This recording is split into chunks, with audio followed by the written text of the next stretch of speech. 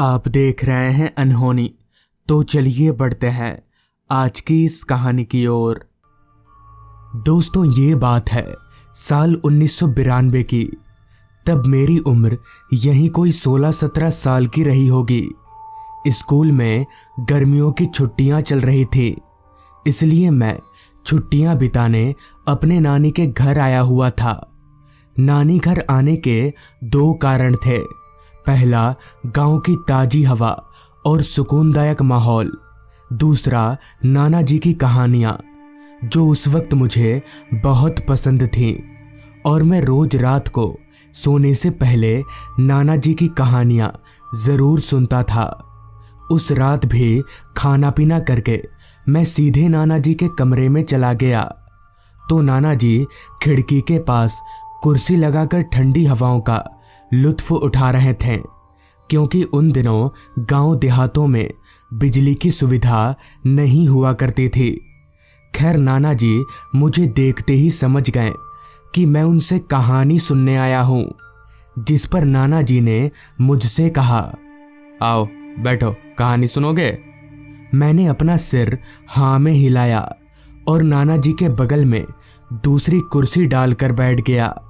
बैठते ही नाना जी ने बताना शुरू किया। बात आज से यानी 1992 से 40 साल पुरानी है। तब मेरा ट्रांसफ़र बेलपुर नाम के एक गांव में हुआ था। तब ना तो मेरी शादी हुई थी और ना ही कोई परिवार था। अकेला आदमी झोला उठाया और बेलपुर गांव पहुंच गया। डाकिये का काम इतना आसान भी नहीं होता है। धीरे धीरे मुझे तब पता चलने लगा था। ट्रांसफ़र के साथ ही साथ बेलपुर गांव में मेरे रहने का पूरा इंतज़ाम भी कर दिया गया था। मुझे अच्छे से याद है, काम पर वो मेरा पहला दिन था। उसी दिन से मेरे सर पर इतना काम आ गया था कि मुझे सांस लेने तक की फुर्सत नहीं थी। सारा काम निपटाते निपटाते वक्त का कुछ पता ही नहीं चल रहा था। समय का पता मुझे तब चला जब डाकघर के चौकीदार ने पास आकर मुझसे ये कहा, साहब कितना काम करिएगा, रात हो गई है, ज्यादा काम के ज्यादा पैसे नहीं मिलेंगे।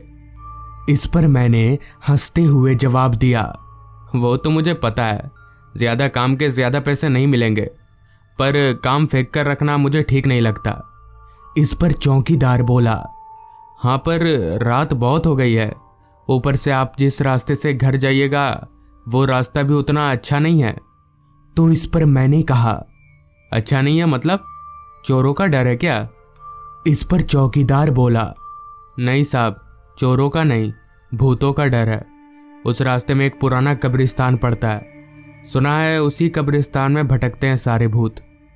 उस वक्त मुझे इन भूत प्रेत जैसी चीजों पर रद्दी भर भी यकीन नहीं था, इसलिए मैंने चौकीदार से कहा, भूत वूत इन सारी बातों पर मैं विश्वास नहीं करता, और तुम भी मत करो, यह सब फालतू बात है।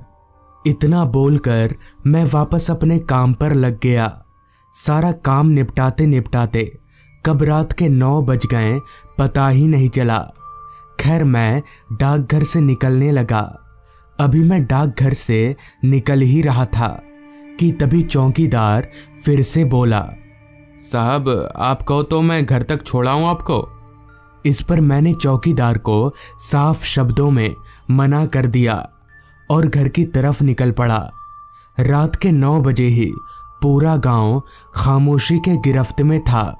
घरों के बाहर कहीं कोई आदमी नजर नहीं आ रहा था। खैर, मैं इन सारी चीजों की परवाह किए बगैर चलता रहा। हालांकि मेरे पास टॉर्च था, मगर अंधेरा इतना ज्यादा घना था कि टॉर्च रास्ता दिखाने में नाकाम सी साबित हो रही थी। चलते हुए मैं उस रास्ते पर पहुंचा जहां एक भी घर नहीं था, मतलब कि वो रास्ता गांव से थोड़ा बाहर की तरफ था और वो कब्रिस्तान जिसके बारे में चौकीदार बता रहा था वो भी इसी रास्ते पर था। रास्ते के दोनों बाजू सिर्फ घना जंगल था, जिस वजह से चांद की रोशनी भी उस रास्ते पर सही से पहुंच नहीं पा रही थी। टॉर्च की लाइट के सहारे अभी मैं उस रास्ते पर अपने घर की तरफ आगे बढ़ ही रहा था कि तभी मुझे ऐसा लगने लगा जैसे कोई मेरे साथ चल रहा हो। किसी और के कदमों की आवाज तो मुझे आ ही रही थी, साथ ही साथ बीच बीच में किसी का शरीर भी मेरे शरीर को छू रहा था। और ऐसा तभी होता है जब कोई आपके बगल में चल रहा हो, मगर मेरे अगल बगल उस वक्त कोई नहीं था सिवाय घने अंधेरे के। मुझे बहुत अजीब लगा कि आखिर ऐसा क्यों और कैसे हो रहा है। खैर मैं इसे अपने मन का वहम मानकर चुपचाप चलता रहा। कुछ देर चलने के बाद ही मुझे दूर से वो कब्रिस्तान नजर आने लगा। हालांकि वो एक पुराना कब्रिस्तान था। बहुत सालों से उसमें ना तो एक लाश दफनाई गई थी और ना ही किसी इंसान का आना जाना था। मगर पता नहीं कैसे इतना पुराना होने के बावजूद भी वो कब्रिस्तान दूर से चमक रहा था, जैसे वो अभी थोड़ी देर पहले ही बना हो। खैर घर जाने के लिए मुझे उस कब्रिस्तान को पार करना था, लिहाजा मैं उस कब्रिस्तान के करीब जाने लगा। किसी और के कदमों की आवाज अभी भी मेरे कानों में आ ही रही थी।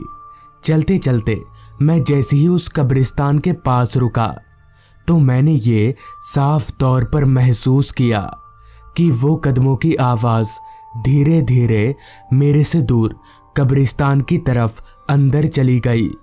वहां रुककर मैं नजर भरकर उस कब्रिस्तान को देखने लगा कि आखिर लोग इस कब्रिस्तान से इतना डरते क्यों हैं, क्योंकि मुझे वहां पर उस कब्रिस्तान के अंदर डरने जैसा कुछ भी लग नहीं रहा था। तभी मैंने मन ही मन में खुद से कहा, चलो थोड़ा अंदर जाकर देखता हूँ, अगर कोई भूत वूत दिख गया तो हाल समाचार पूछता जाऊंगा। ये सोचकर मैं कब्रिस्तान के अंदर दाखिल हो गया। जैसा कि वो कब्रिस्तान काफी पुराना था और उसमें लोगों का आना जाना नहीं था, इसलिए कब्रिस्तान के अंदर जंगल जैसा हो गया था। इसलिए मुझे ज्यादा अंदर जाना ठीक नहीं लगा, क्योंकि भूत हो या ना हो इस जंगल में सांप जरूर होंगे।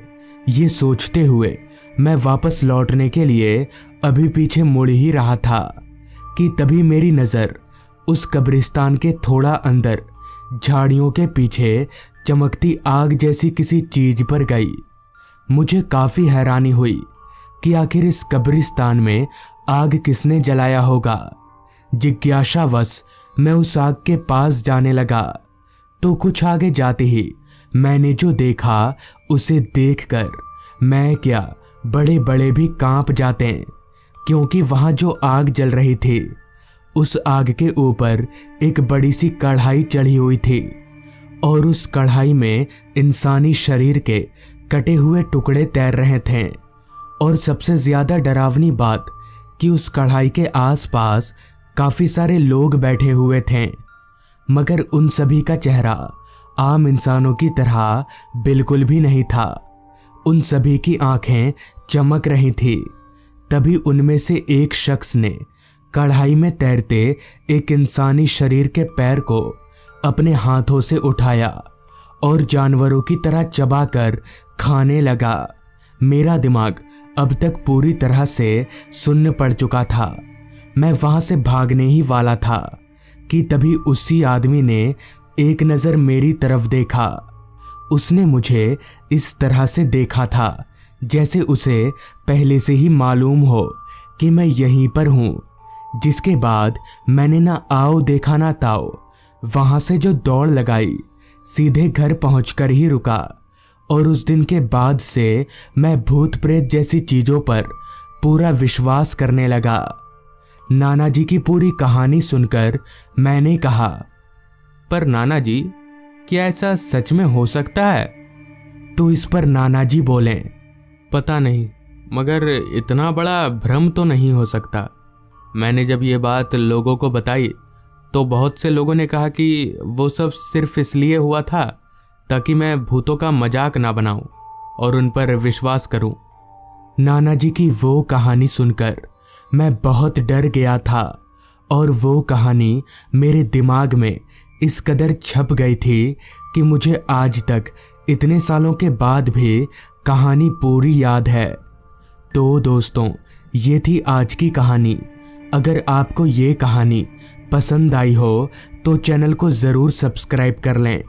तो मैं आपका दोस्त आर्यन जल्द ही मिलूँगा आपसे ऐसी ही एक कहानी के साथ।